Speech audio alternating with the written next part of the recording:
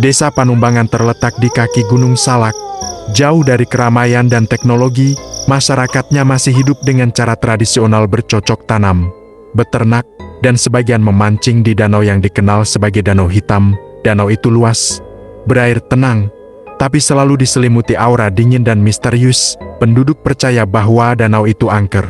Ada sesuatu di dasar danau yang tidak boleh diganggu, kata Mbah Karta, tetua desa yang sudah berusia lebih dari 80 tahun.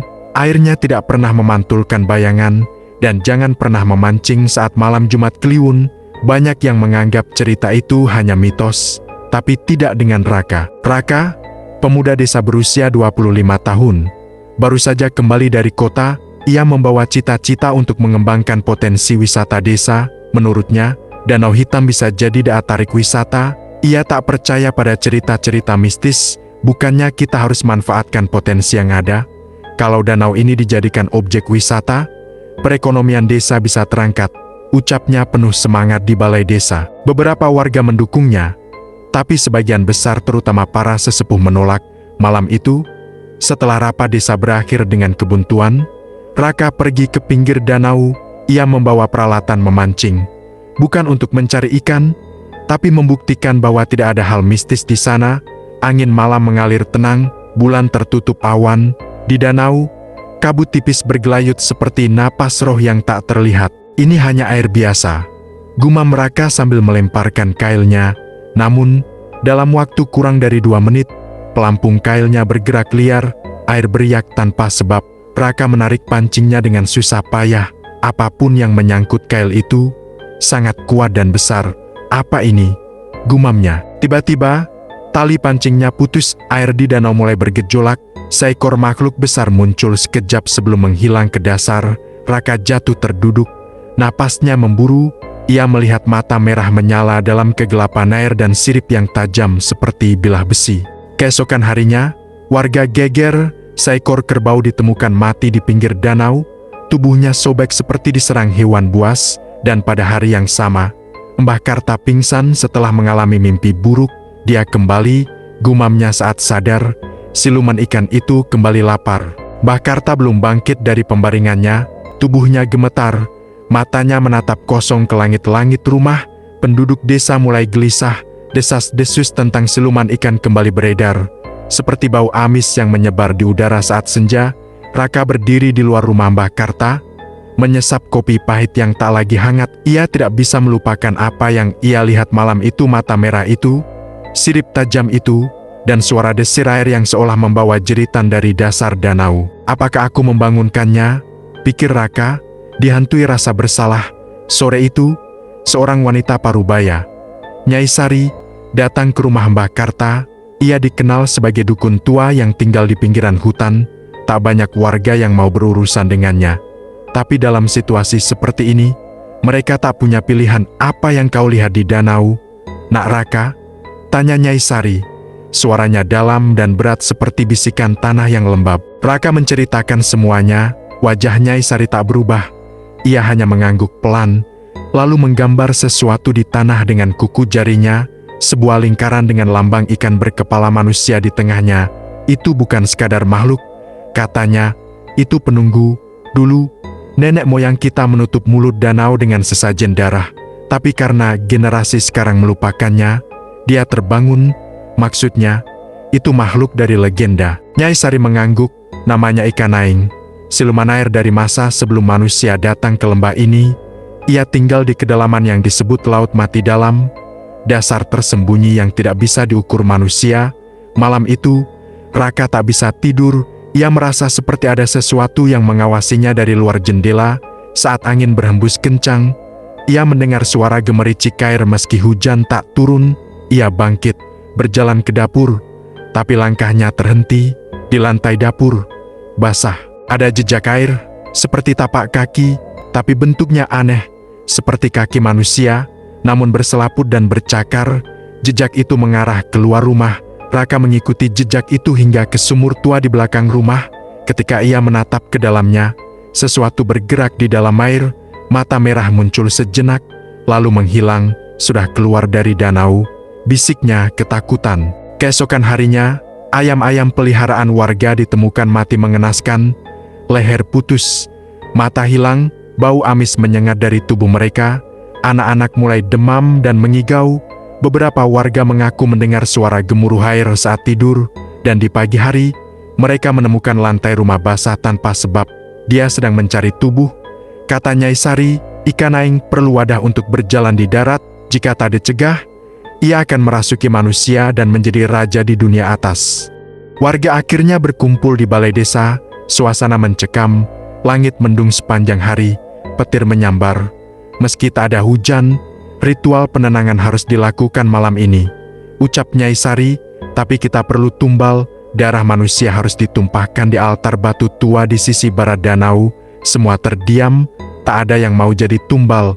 Namun, Nyai Sari menyebut nama yang membuat semua menoleh. Raka, dia yang membangunkan, dia yang harus menebus. Raka terpaku, tapi dalam hatinya, ia merasa ini memang akibat perbuatannya. Apa yang harus aku lakukan? Tanyanya pelan. Malam itu sunyi, tapi bukan sunyi biasa, seperti ada sesuatu yang menyedot suara dari udara, daun tak berdesir, jangkrik tak berbunyi, dan anjing desa menggonggong ke arah danau sepanjang malam. Lalu tiba-tiba diam seolah mulut mereka terkunci oleh rasa takut. Raka berjalan pelan di antara semak, ditemani Nyai Sari dan 3 pria desa yang membawa obor. Mereka menuju ke sisi barat danau hitam tempat di mana altar batu tua berada. Tertutup lumut dan ilalang, tidak ada yang pernah berani ke sana sejak puluhan tahun. Letakkan darahmu di atas batu itu, bisik Nyai Sari. Ia menyerahkan sebuah belati pendek bertatahkan tulang. Raka menggigit bibir. Ia menggores telapak tangannya sendiri dan membiarkan darahnya menetes ke batu. Udara berubah. Kabut turun lebih cepat dari biasanya. Air danau mulai bergelombang padahal tidak ada angin. Lalu, suara muncul, bukan suara manusia, bukan hewan, seperti nyanyian tua dari dasar air. Suara itu datang langsung dari dalam kepala mereka, bukan dari telinga. Pria desa yang memegang obor menjatuhkan tangannya. Tubuhnya gemetar. Salah satu dari mereka berteriak dan lari, masuk ke hutan, lalu tak pernah kembali. Nyai Sari mencengkram tangan Raka. Jangan takut, dia akan muncul, tapi jangan tatap matanya terlalu lama, atau jiwamu akan ditarik masuk ke dalam air. Permukaan danau tiba-tiba terbelah dari tengahnya.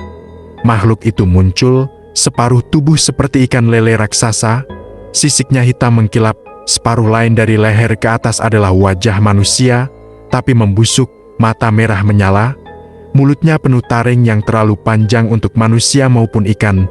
Raka ingin lari, tapi kakinya membeku. Makhluk itu tak hanya besar, ia membawa udara dingin yang membuat dedaunan layu seketika. Di belakangnya, air danau mulai terangkat menggantung seperti tembok dan di dalamnya tampak bayangan manusia yang mengambang. Orang-orang hilang dari desa selama bertahun-tahun, mereka ditelan, kata Nyai Sari pelan. Jiwanya jadi pengiring si siluman. Ikan aing mendekat, ia mengendus udara, kepalanya miring, matanya menatap tajam ke arah Raka. Kau, yang membuka pintu, suaranya terdengar seperti ratusan lidah berbicara bersamaan. Raka jatuh berlutut, dalam hatinya, suara itu berbisik, tukarkan tubuhmu, berikan aku rumah, tubuh baru, dan kau akan kuberi kekuatan. Raka menjerit, tapi di dalam jeritan itu, dia mulai merasa tertarik. Tawaran itu menggoda, suatu keinginan gelap dalam dirinya, ambisi, kemarahan, rasa bersalah mulai tumbuh dan membisikkan bahwa menerima kekuatan itu adalah penebusan. Tiba-tiba, Nyai Sari melemparkan kantong kain ke arah makhluk itu. Dari dalamnya keluar asap tebal, bau dupa bercampur dengan darah ular dan belerang. Siluman ikan meraung, air danau mengamuk, menghantam batu dan pohon.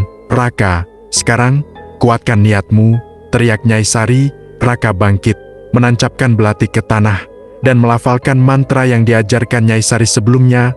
Darah dari telapak tangannya menyatu dengan tanah dan batu altar, membentuk simbol kuno berbentuk lingkaran bersirip. Air berhenti, makhluk itu berteriak keras, lalu tubuhnya meledak menjadi kabut dan sirip yang jatuh perlahan ke permukaan danau. Dalam beberapa detik, semuanya kembali sunyi. Raka terkapar, nafasnya berat, namun di balik ketenangan itu, jauh di dalam air yang gelap, sepasang mata merah masih terbuka. Sudah 3 hari sejak ritual di altar batu, danau tampak tenang, Kabut tidak turun lagi seperti biasanya, burung-burung kembali terdengar di pagi hari. Beberapa warga mulai percaya bahwa bahaya telah berlalu, tapi Raka tahu yang sebenarnya. Ia mulai bermimpi buruk setiap malam. Dalam mimpinya, ia berenang dalam air gelap tak berdasar. Dikelilingi bisikan-bisikan yang menggelegar di kepalanya, wajah-wajah tenggelam menatapnya dari dalam air, membisikkan satu kata, penerus. Tubuhnya pun mulai berubah, suhu tubuhnya turun, kulitnya pucat kebiruan di balik punggungnya. Garis-garis sisik mulai muncul, dan paling mengerikan tangannya mulai gatal setiap kali mendekati air. Ia merasa seperti ingin menyelam, dan tak pernah kembali ke daratan. Nyai Sari datang ke rumahnya suatu malam, membawa kendi tanah liat berisi air dari mata air tua yang disucikan. Kau telah terikat, dia meninggalkan benih di dalam tubuhmu. Kalau tidak dicegah, kau akan menjadi dia. Aku akan jadi siluman itu. Suara Raka bergetar, bukan jadi, kata Nyai Sari lirih, tapi kelahiran kembali, tubuhmu akan perlahan menggantikan wadah lamanya.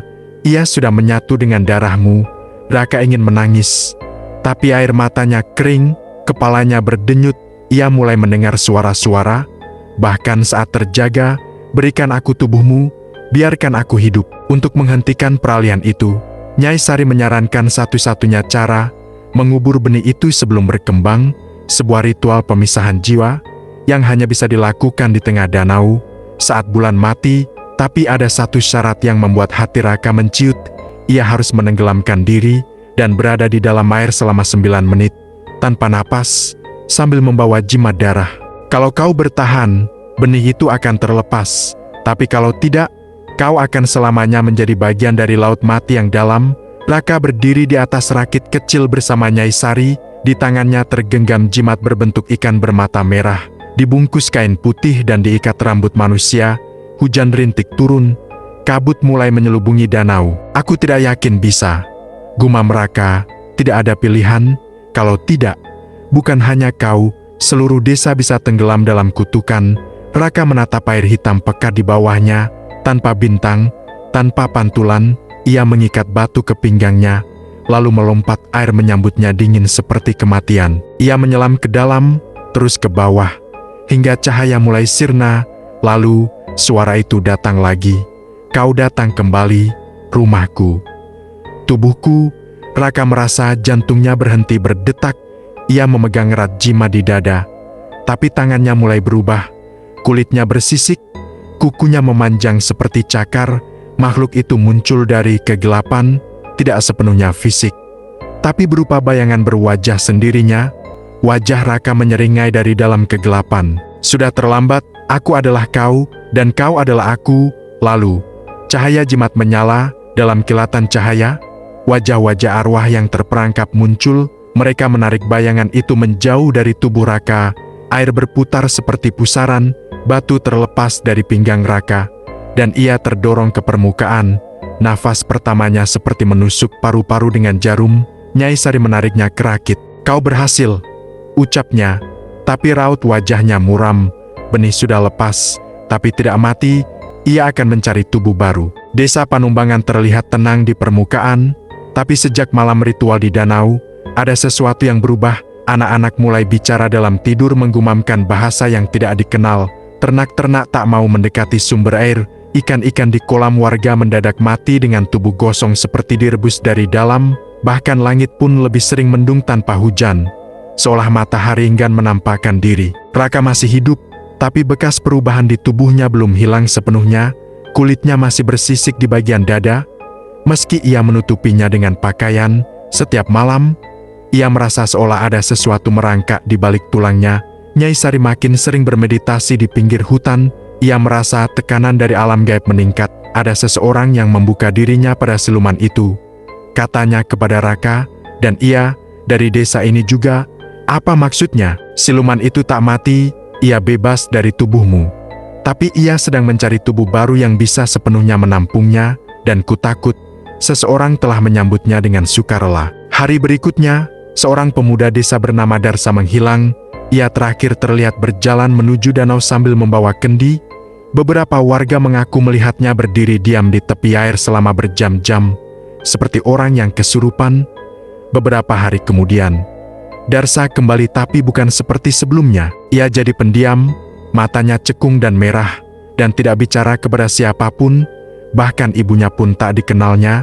Saat malam, terdengar ia berbicara sendiri, dengan suara dalam yang bukan miliknya. Raka dan Nyai Sari mengintainya malam hari. Mereka melihat Darsa berjalan ke danau, lalu duduk di pinggir air, menyanyikan lagu yang tak dikenal, dengan bahasa aneh yang mirip bisikan air dari balik semak. Raka gemetar. Itu bahasa yang sama dengan yang muncul di mimpiku. Nyai Sari mencabut pisau tulangnya. Dia sudah bukan Darsa lagi, tapi sebelum mereka bisa bertindak, Darsa menoleh, matanya merah menyala, suara dari mulutnya bukan satu, melainkan tiga, berbicara bersamaan. Tubuh ini belum sempurna, tapi waktu mendekat, darah pertama akan ditumpahkan di perayaan kelahiran kembali. Kemudian ia tenggelam ke dalam danau, bukan tercebur tapi menyatu, seolah air membuka jalan baginya. Malam berikutnya, Nyai Sari memanggil Raka ke rumahnya dan memperlihatkan catatan tua yang disembunyikan selama puluhan tahun, catatan milik kakek buyutnya yang dahulu juga dukun desa. Ternyata, siluman ikan bukan hanya legenda, tapi bagian dari perjanjian kuno antara desa dan dunia gaib. Leluhur kita membuat perjanjian dengan makhluk air dalam agar hasil bumi melimpah dan desa terlindung dari bencana. Sebagai gantinya, setiap 70 tahun, satu tubuh harus dikorbankan sebagai wadah penjelmaan, dan waktu itu jatuh tahun ini. Selama ini, tubuh pengganti dipilih oleh siluman sendiri. Ia masuk ke tubuh yang paling dekat dengan kematian, atau yang paling haus kekuatan. Raka menelan ludah. Ia ingat kata-kata siluman, "Aku akan hidup di dalam tubuh yang menginginkan kekuatan." Tapi siapa? Bisiknya. Mata Nyai Sari menatap jauh. Kita harus periksa siapa saja di desa yang tidak lagi bernapas. Raka bingung, tapi kemudian ia tahu maksudnya. Warga-warga mulai bertingkah aneh, terlalu tenang, terlalu damai, tak pernah berkedip, tak pernah ke rumah sakit, tak pernah sakit atau lapar. Mereka bukan lagi manusia. Raka dan Nyai Sari mulai menyelidiki satu persatu warga desa. Mereka mendatangi rumah-rumah saat malam, diam-diam memperhatikan tingkah laku warga, mencari tanda-tanda tidak bernapas, tidak berkeringat, tidak berkedip. Namun makin mereka mencari, makin banyak hal aneh terungkap. Satu malam, mereka masuk ke rumah kepala desa, Pak Jino, yang sudah lama dikenal sebagai orang bijak dan pendiam, tapi rumahnya kini kosong. Pintu tidak terkunci, di dalamnya tak ada suara, seperti tak pernah ditinggali. Namun di ruang bawah tanah, mereka menemukan sesuatu. Altar batu basah dengan simbol sirip menyilang dan tulang-tulang kecil tertata rapuh seperti bentuk tubuh manusia. "Ini tempat pemujaan," bisik Nyai Sari. Di tembok, ukiran kata kuno berbunyi, "Saat darah dipanggil, air akan mengalir dari langit menuju bumi, dan mereka yang menolak akan dikubur dalam lumpur." Raka memejamkan mata. Ia mendengar suara lagi, suara siluman. "Aku telah menemukan rumahku, dan malam bulan penuh akan menjadi kelahiranku." Perayaan tahunan desa akan digelar malam itu. Malam bulan penuh, semua warga berkumpul di alun-alun untuk syukuran dan makan bersama. Tapi ada sesuatu yang janggal. Tidak ada anak-anak, tidak ada hewan, dan semua wajah warga tampak terlalu tenang. Senyum mereka beku. Raka dan Nyai Sari menyelinap di antara kerumunan. Tiba-tiba, gong berbunyi 3 kali. Kepala desa, Pak Jino, muncul dari dalam balai utama, memakai jubah hitam berhias sisik perak. Di belakangnya, para pria berpakaian serupa, membentuk lingkaran. "Saudaraku," ucapnya, "sudah saatnya kita menyambut kembali yang lama tertidur. Ia telah memilih, ia telah pulih, dan malam ini, tubuhnya akan sempurna." Raka merasa darahnya membeku. Pak Jino menatap lurus ke arah Raka dan tersenyum. Mata merah bersinar muncul di balik matanya yang tua. Suara siluman berbicara dari mulutnya, "Terima kasih, Raka, kau telah membebaskanku. Kini, tinggal satu, darah terakhir, milikmu." Tiba-tiba, tanah bergetar. Danau memuntahkan air hitam yang menyusup lewat celah tanah. Kabut mendadak turun menelan seluruh desa. Dari kabut, muncul bayangan-bayangan berkepala ikan, tubuh manusia, merangkak di tanah. Melolong bagai anjing, mereka mengepung Raka dan Nyai Sari. "Ini perang," kata Nyai Sari, "bukan hanya tentang tubuhmu, ini tentang dua dunia yang akan bertabrakan." Raka menggenggam jimat sisanya yang terakhir. Untuk menyelamatkan desa, ia harus mengorbankan sesuatu yang lebih besar dari nyawa. Raka dan Nyai Sari berlari melintasi kabut, menghindari tangan-tangan pucat yang meraih dari dalam tanah. Di belakang mereka, suara gong bergema seperti jantung siluman yang mulai berdetak di bawah bumi. Ke pusat danau, teriak Nyai Sari, hanya di sana roh leluhur bisa membantu kita. Mereka menaiki perahu kayu yang sudah tua, mendayung ke tengah danau di bawah sinar bulan yang penuh dan dingin. Kabut membentuk pusaran di sekitar mereka, dan dari permukaan air muncul wajah-wajah mati yang tersenyum. Para korban masa lalu, di atas rakit, Nyai Sari menyiapkan altar kecil dari tulang dan batu. Di tengahnya, jimat terakhir, jantung siluman yang membatu, dibungkus kain merah, hanya bisa dihancurkan dengan darah keturunan pertama yang pernah disentuh siluman. Raka, aku harus mati, bisiknya. Nyai Sari terdiam. Tidak sepenuhnya, tapi kau harus siap untuk tidak kembali sebagai manusia. Air di sekitar mereka mulai mendidih dari dalam danau. Tubuh Pak Jino muncul sekarang bukan lagi manusia. Ia telah menjadi tuan baru air. Tubuhnya dipenuhi sisik, tangannya bercakar, dan di kepalanya bertengger mahkota tulang ikan. Darahmu, Raka, serahkan. Raungnya, atau desa ini akan kami tenggelamkan sampai menjadi kuburan. Langit berubah gelap, hujan darah mulai turun. Raka berdiri, di tangannya belati pusaka peninggalan leluhurnya. Ia melihat wajah Nyai Sari yang sudah siap mati bersamanya. Ia tahu tak ada jalan lain. Aku bukan wadahmu, kata Raka, aku penutupmu. Ia menancapkan belati ke dadanya sendiri, tepat di atas jimat jantung. Darah muntrat mengenai batu altar. Cahaya menyilaukan meledak dari jimat itu dan air danau mulai berputar naik ke langit, menyeret tubuh siluman bersamanya. Pak Jino menjerit, warga desa yang kerasukan mulai roboh satu persatu, pingsan, tak sadarkan diri. Kabut terangkat, gong pecah, dan dari langit, hujan berubah menjadi air bersih. Raka terkapar, nafasnya tersengal, tapi jimat telah hancur. Tubuh siluman larut bersama pusaran air menuju dasar danau. Untuk selama-lamanya, Nyai Sari memeluk Raka yang masih hidup, tapi matanya kini bersinar biru samar. Ia telah berubah. Sekarang, bisik Nyai Sari, kau adalah penjaga baru danau ini. 3 bulan telah berlalu sejak malam darah dan air. Desa Panumbangan perlahan kembali tenang. Kabut tak lagi turun tanpa sebab. Hewan-hewan kembali ke ladang. Anak-anak tak lagi bicara dalam tidur. Dan danau tetap sunyi, tapi kini lebih seperti penjaga yang tertidur, bukan monster yang menunggu. Pak Jino dan para pengikutnya ditemukan tak sadarkan diri di berbagai sudut desa. Ketika sadar, mereka tak ingat apapun, tidak ada yang bisa menjelaskan keadaan mereka, dan sebagian memilih pergi dari desa, mengaku ingin hidup baru.